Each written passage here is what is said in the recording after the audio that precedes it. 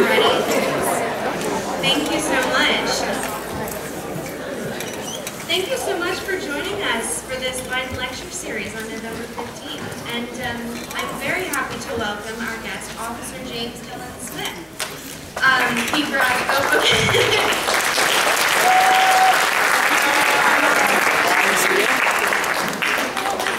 He is the brother of Eliza Smith, who is a current senior here at Bishop Lynch, and he graduated in 2010. He's 25 years old and has been with the Dallas Police Department for 3 years.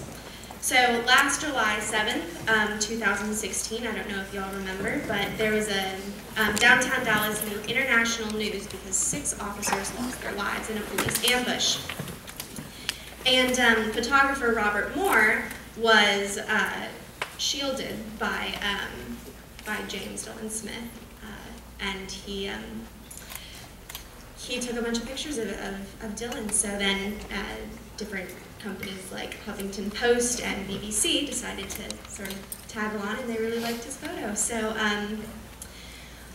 Dillon is here with us today, and as a BL alum, he definitely puts the BL mission statement into every day in his life.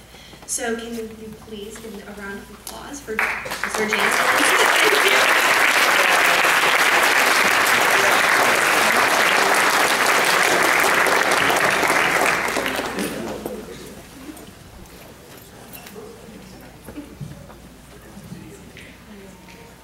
Thank you. Hey guys, can you hear me? Good. There it goes. I'm Dillon Smith, as Macy introduced me. I am a Dallas police officer. I've been one for about 3 years. I graduated in 2010, which we did not have nearly all of that stuff when I graduated, so you guys are really lucky. Basically, I grew up in the Dallas area. I grew up in Rowlett, and like I said, I am a Dallas police officer. And everybody asks me, so why are you a Dallas police officer? What makes you want to do it? I love helping people.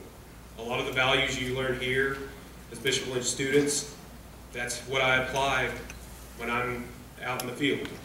I work midnight to 8, so hopefully I don't see any of you guys out at that time. Though I did deal with one guy about 2 weeks ago who got in a car wreck. He drives a BMW. Yep. So that's that.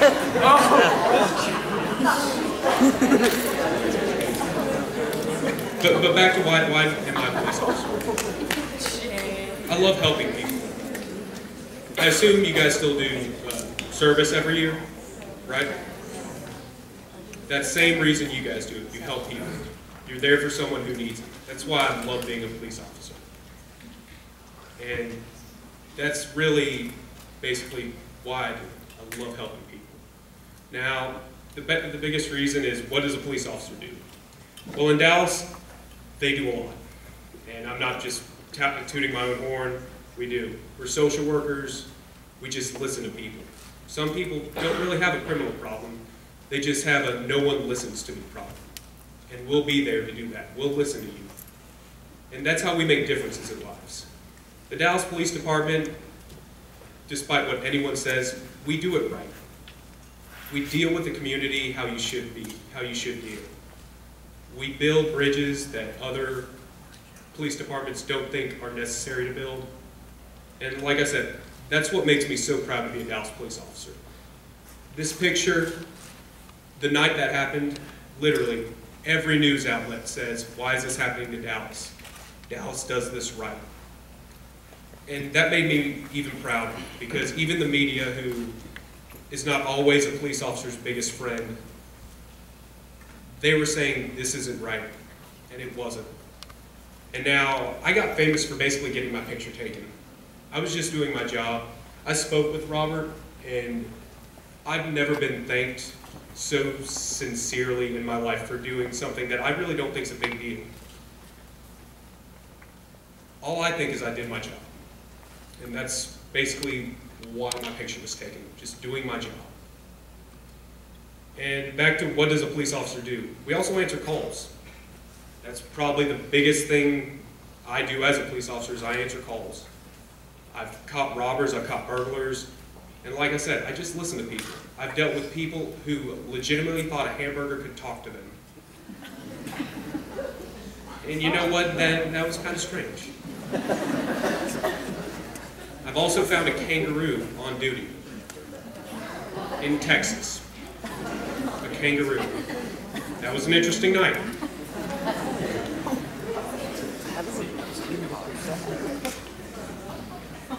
But one of the things I have learned, even that person that thought a hamburger could talk to them, it was to treat him like I would want my family treated. And that's something I learned from here, is treat people better than you want to be treated. And that's important. And something else that I've learned while just doing my job, you know what, I don't have all the answers despite me being 25 and thinking I know everything, which 23-year-old me did know everything. That's beside the point. If you don't know the answers, find someone that does. That's really how you get better in life. If you don't know something, be humble enough to say that. Hey, I don't know, but just one second. I know someone who may. Then hopefully you get your answer. Now, who here has dealt with a police officer on, like, you had to call 911 or you've been pulled over in traffic? Hey, boss. Real quick, what happened?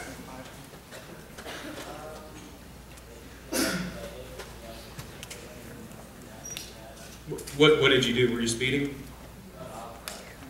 Oh, okay. Who's actually been pulled over as a driver? Homeboy with the blonde hair?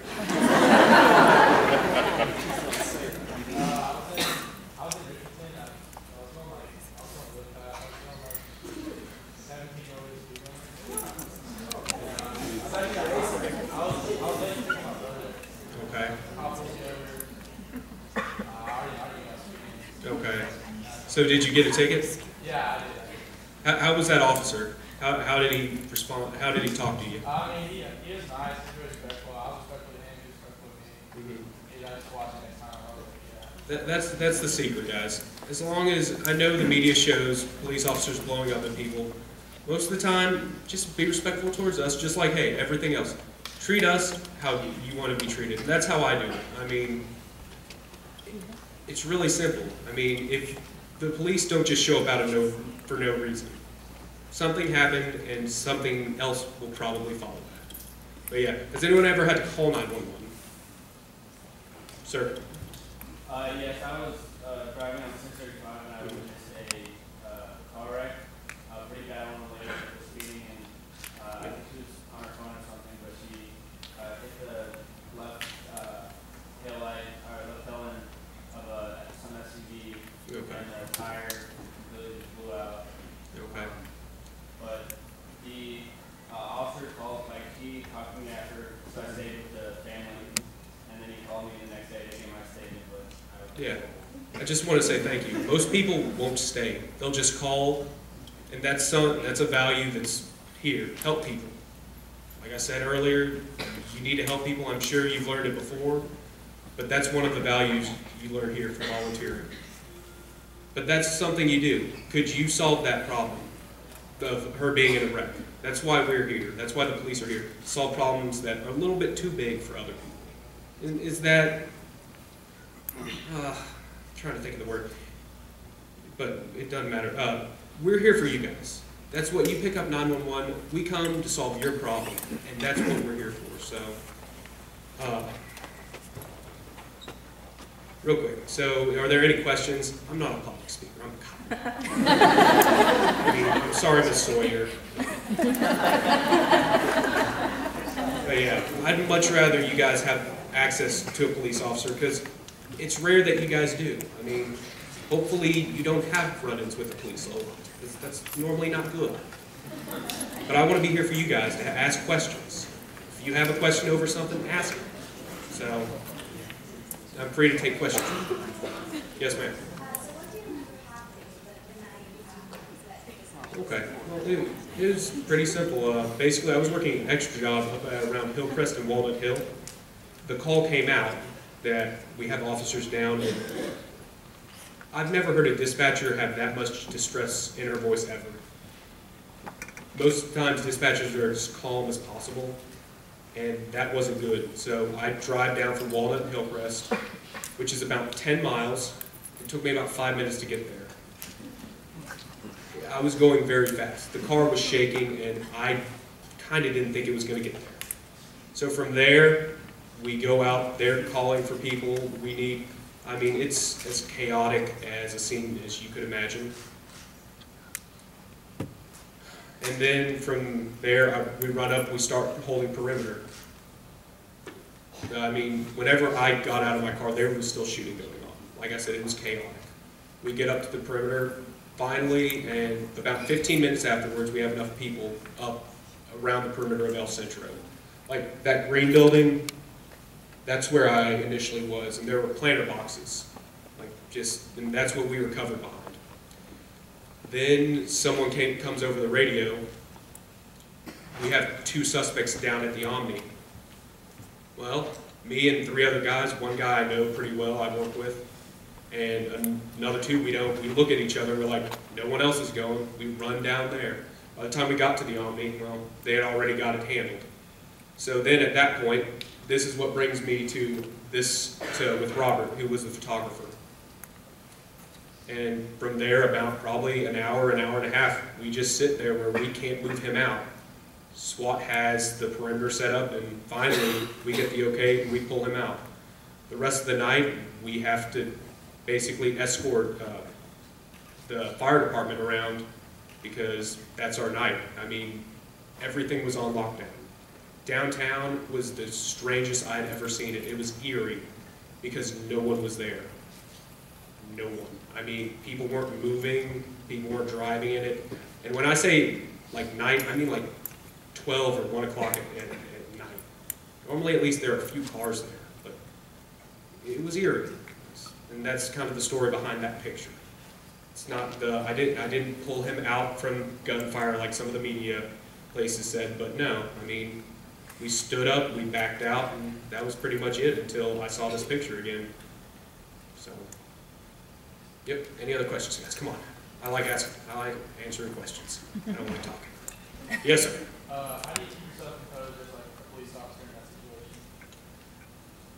situation? We went through so much training. I mean, and it's basically training. I mean, you try to inoculate yourself to stress. We go through multiple reality-based trainings every year, and some of it is just basically as easy as tactical breathing. You breathe in for 5 seconds, let it out for 10. I mean, as long as you maintain control of your body, that's the biggest thing, and that's for any situation. Like, I'm pretty nervous right now.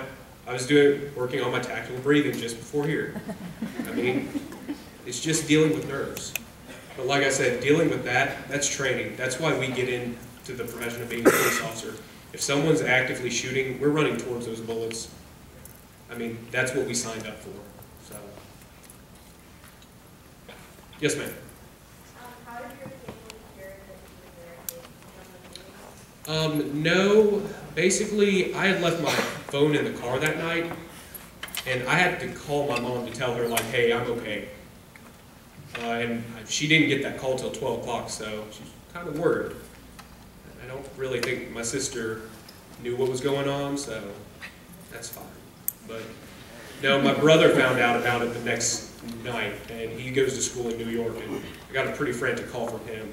So, but yeah, I had to call her and tell her I was okay, because she just didn't know. They saw it happening on the news, and they knew I was working, but other than that, until I called them and told them, they didn't know.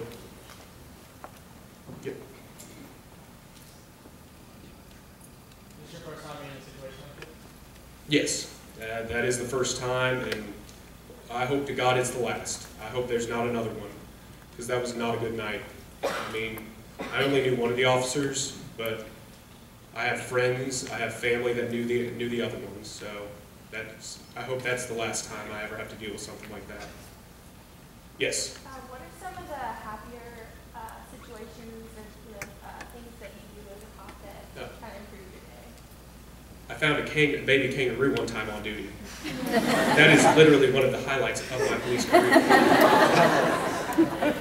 I was sitting in my squad car one night, and I see something literally bounce in front of my squad car.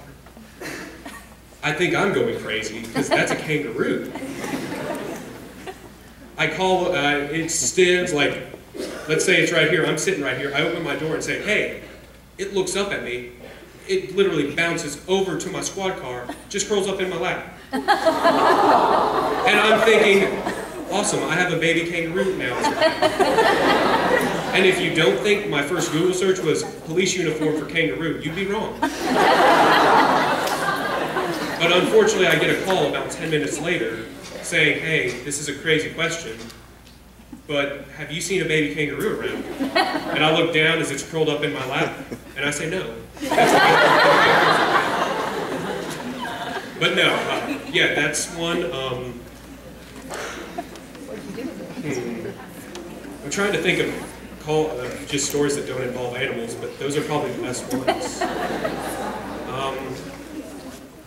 There was one that started off really bad, but it turned out, I was really happy with how it turned out. There was an accident on LBJ, it was a head-on collision. This little girl, she was 8. She was flung from the car. And her limbs were in ways that a human body shouldn't be. We would go to the hospital. It takes her about a week to come out of her coma, but she comes out of it, and we go meet her, me and my partner.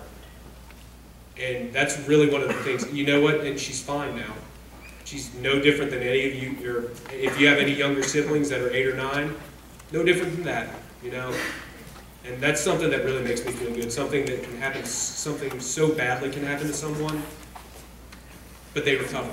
And it's like it never even happened to them. So, got to answer your question? Yes, ma'am.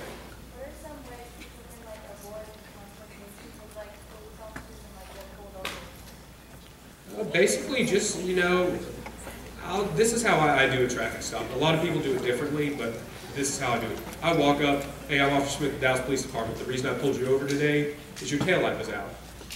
I need to see your license proof financial responsibility.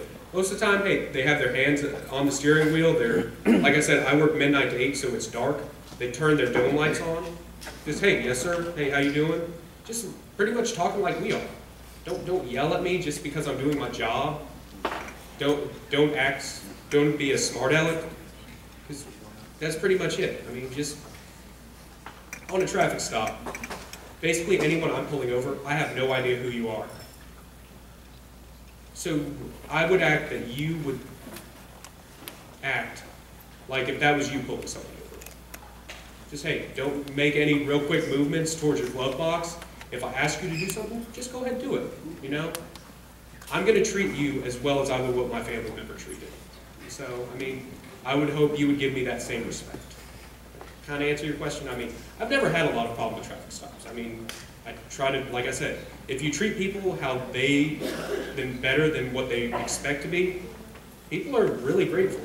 I mean, it's kind of a tangent. I've taken people to jail and had people thank me when we got there because I treated them with respect. And that's what it comes down to. Treat someone with respect. So, okay. Yes, sir. It's kind of on a different topic, but is there like a certain way that someone could talk their way out of a traffic ticket?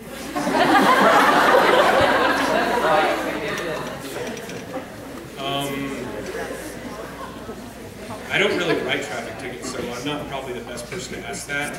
I mean, I can't remember the ticket I wrote. Basically, don't do it like there's nothing. I mean, unfortunately, I wish there was, but sorry, bro. Yes. What was your reaction when you first saw the picture? I was like, oh God, I'm really sweaty. And, you know, I think it's a great picture and all. I kind of wanted to know what filter he threw on it because I don't look that good in real life, as you guys can see. But it was crazy how many people came out and just sent me messages on Facebook. Hey, we saw your picture, we saw the story behind it. We just want to say thank you. I got messages from India, from Belgium, from England, from France. I got a message in a language that I really don't know what it was. But I hope it was saying thank you. I mean,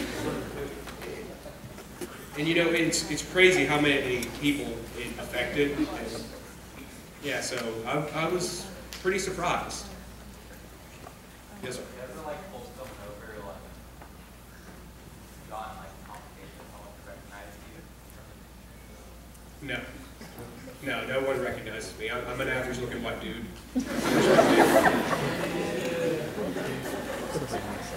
Yes, ma'am.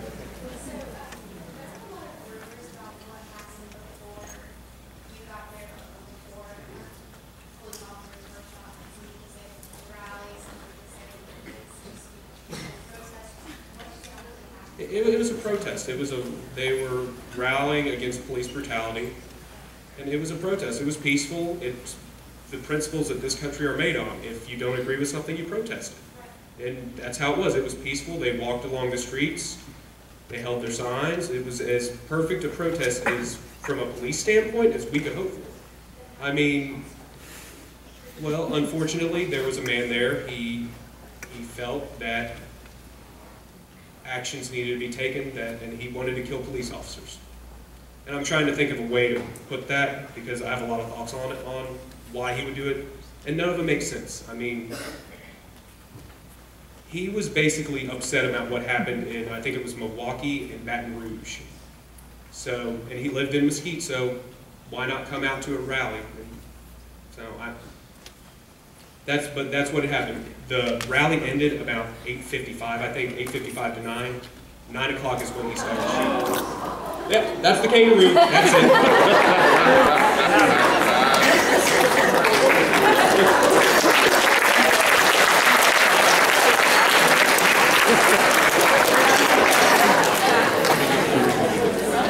But yeah, and I'm just saying, if anyone was curious, they do have breeders in Texas, and it's only about 20 miles south of here. And if you want to go play with them, or be a prospective kangaroo owner, they let you play with the Joes. Yeah, just leave that there. Yes, ma'am.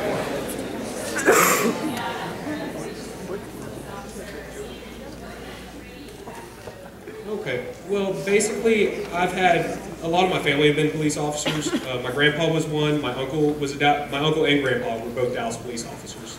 My cousin works for DART as a police officer, and it's something I've been around my whole life. And I've always thought about doing it, and then 3 years after I graduated, I was like, well, this is something I want to do. And so they basically require 60 hours of college. Then, once you get hired on, you go through an extensive hiring process. You have to do a background, polygraph, a physical fitness test, and then you go through a 9-month academy. It's the second longest academy in the nation. I think it's only behind the FBI. And then from there, you graduate. You're technically a police officer. They call you a probationary officer. And then you do a 6-month field training, where you're out, you're answering calls, but you work with a field training officer. And they kind of they teach you how to do the actual job. In the academy, it's more theory-based, like, okay, if this, then this. And in field training, it's real work. So, and then from there, you do about a month with a senior partner. And they just kind of, they act like just a mentor, like, hey, how would you do this? And you just, learn see how someone else works. And then after that, you're on your own. So training lasts about, I think it comes out to like 17 months before you're on your own. So that answer it kind of? I ride by myself. I have a partner who also rides by himself, and we go answer calls. He has about 11 years on, and I have about 3, so I mean, we kind of balance each other out. Yeah. Any other questions? Yes, sir. College? I went to Richland. Okay. Yep. The Thunderdogs. Yep. Yes, sir. Have you ever fired your weapon Like, on duty? no. Okay. Been to the range, but no, I haven't ever shot my gun on duty. Police shootings are actually really rare, despite what you see in the media. 90% of all officers, which they're a lot, rarely ever pull their gun, or at least shoot it. Yep. So, any questions? Yeah.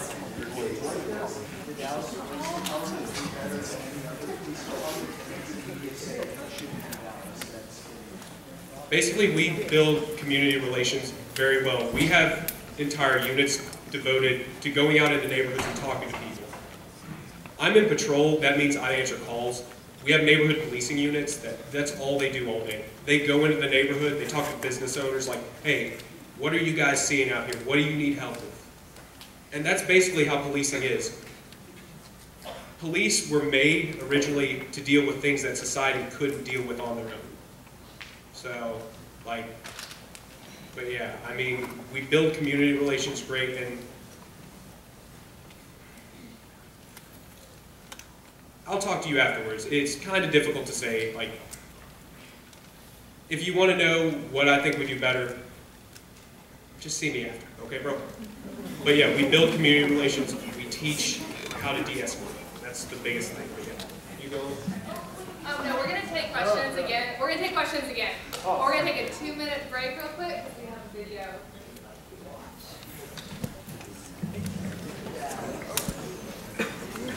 Are we ready? Are we ready to start? My name is Robert Moore. On July the 7th, I found myself in a situation that was unbelievable to be in. I was downtown during the shooting that erupted during a march. I had been photographing the rally in Belo Park and headed down to follow the marchers. And as I started to cross the street at Main and Lamar Street, firing erupted. I turned and saw one of the first officers hit and fall. Then I ran and hid behind an automobile, the closest one that I could find and get behind. I was trapped behind that car for about 2 hours. During most of that time, Officer Dylan Smith was on my right. When you find yourself in a situation where you're totally out of control, it helps a lot to have someone like Dylan Smith, who is collected, in control of the situation, clearly trained, knows what he's doing, and is there for you. Dylan is doing the job that a lot of men and women are called on to do in police departments, fire departments, EMS. And for me in particular, I see in my brother, who is a police chief, and in my nephew, who is a patrol officer, Dylan Smith. They do the same job. They're called on every day to put themselves out there. So I know what I was going through, and I know what Dylan Smith was going through, and I know what Dylan Smith's family was going through on that night and the days that followed. So Officer Smith, from me and my family, to you and your family, thank you.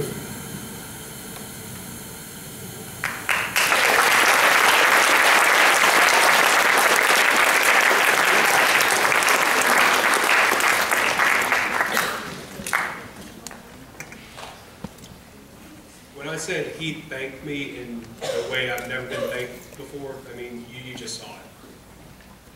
He was so sincere, and I'm really glad he did that video, because what I said didn't do it any justice. But like you said, like he just said, like you saw. I've never had someone thank me that way before, and basically for what I feel was just doing my job. That's really, I mean, just do your job right. That's basically what I take from all this, and people will thank you for it. I mean, so, but wow. Yeah. Okay, let's get back to questions. Dylan, what do you see yourself doing professionally 10 years from now? I'd like to still be with the Dallas Police Department. Oh,